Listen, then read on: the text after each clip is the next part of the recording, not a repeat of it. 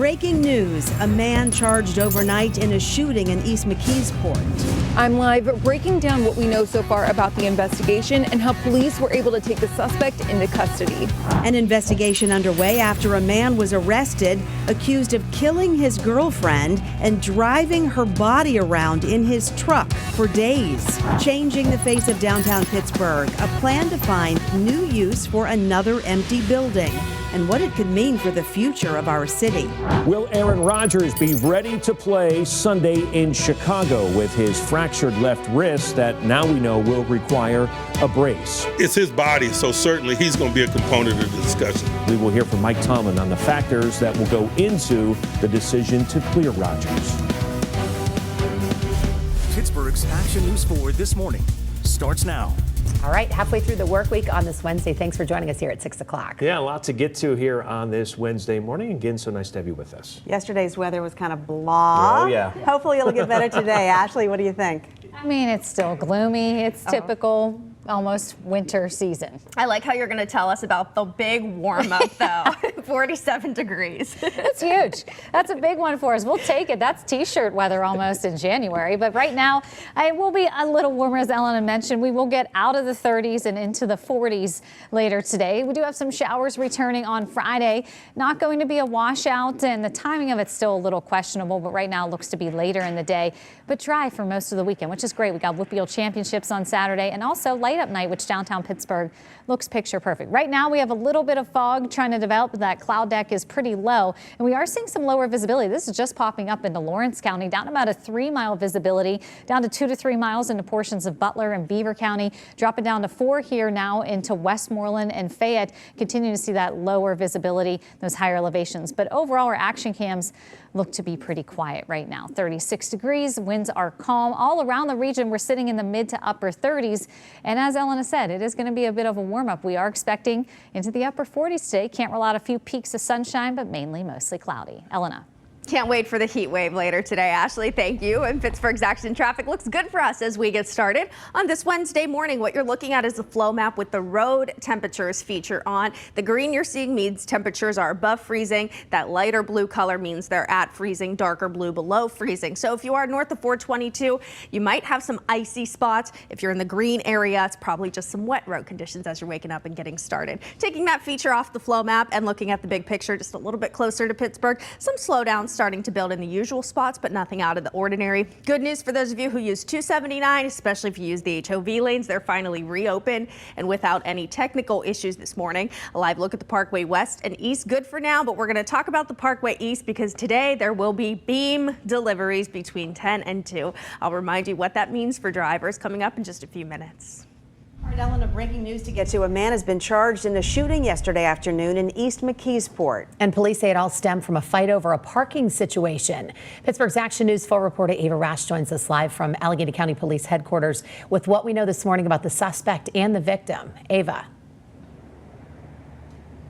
Yeah, guys, good morning to you both. As of right now, we did learn that Tymere Johnson, who is 21 years old, is facing several charges, including attempted homicide, after police say he shot his neighbor. Now, this all happened yesterday evening in East McKeesport around 445 on Woodmont Avenue. According to the criminal complaint, this actually started over a parking situation like you both were just talking about. A witness told police Johnson approached the victim and confronted him about how frequently he locked his car doors anytime he was near the apartment, and it was an issue because of the noise. Investigators say the two men continued talking about the situation, and that's when Johnson shot the victim. 2 other people, including a child, were also close by when that shooting happened.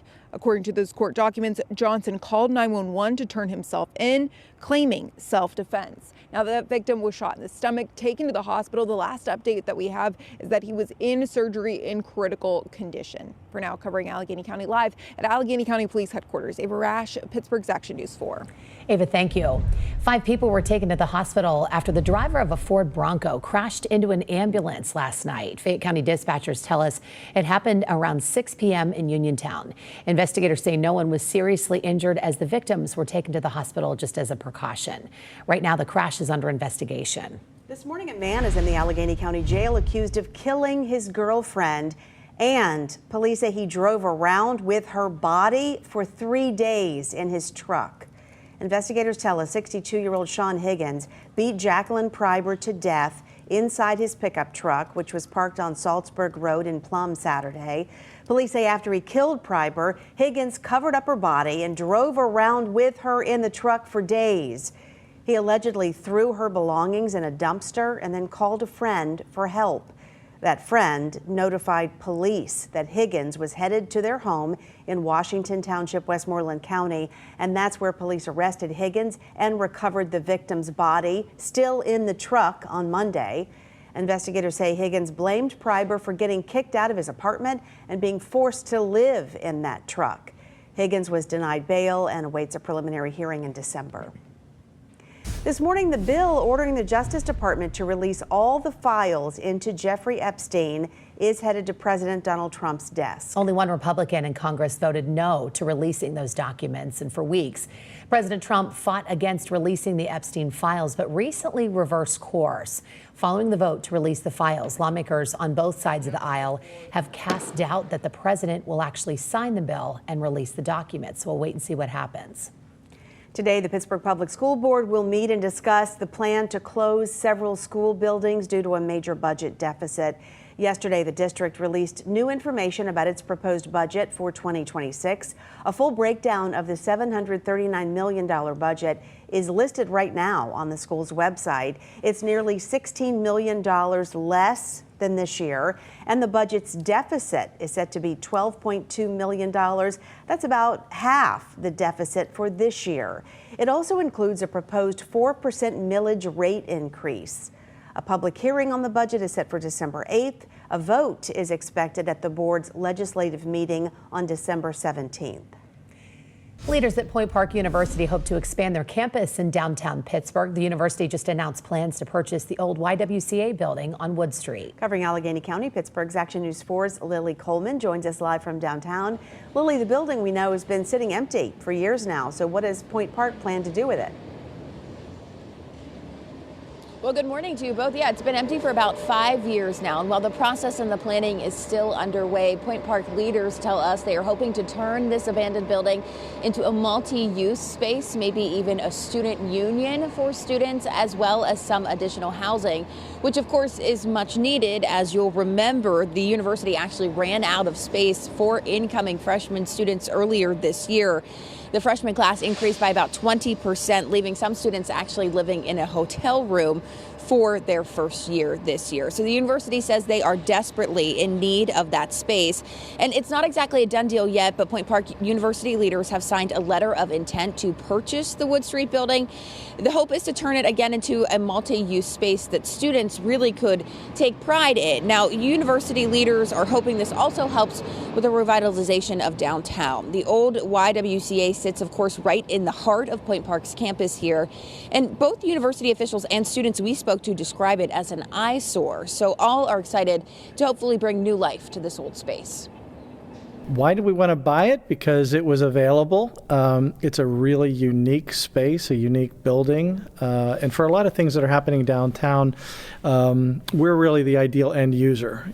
We're not a typical developer. We're a university, and we're a university that's growing. So as for the timeline of this project, a lot of that's still underway. We're told by Black, who you just heard from, that they're hoping to acquire the title for this building some point in January. After that's done, the process can really continue, and they plan to not waste any time. They want to get right to it and get this open just as quickly and as soon as possible. So just as soon as we have any new details on the project or that timeline, we'll let you know both on air and online at WTAE.com. Covering Allegheny County live from downtown this morning, I'm Lily Coleman, Pittsburgh's Action News 4. Lily, thank you. Today we will find out who the next leader of Duquesne University will be. The board of directors will announce its selection to be the school's 14th president at 10 o'clock this morning. Earlier this year, President Ken Gormley announced his plan to step down and transition to chancellor at the university, and that will be effective July 1st of 2026. Today's announcement will be live streamed on YouTube. Today, unionized Starbucks baristas plan to continue their strike over what they're calling unfair labor practices. The strike will happen at 65 stores across more than 40 cities, and that does include some here in Pittsburgh. Later this morning, the baristas plan to strike on 5th Avenue in North Oakland. It will be wait and see on Aaron Rodgers this week when it comes to whether he will be able to play Sunday in Chicago. Yesterday, Mike Tomlin confirmed that Rodgers did fracture his left non-throwing wrist and does not need surgery. He has not been rolled out for Sunday and will not practice today, as the focus will be on bracing the wrist and securing it and seeing how functional it is later in the week. A little later in the week, we'll take a look at Aaron.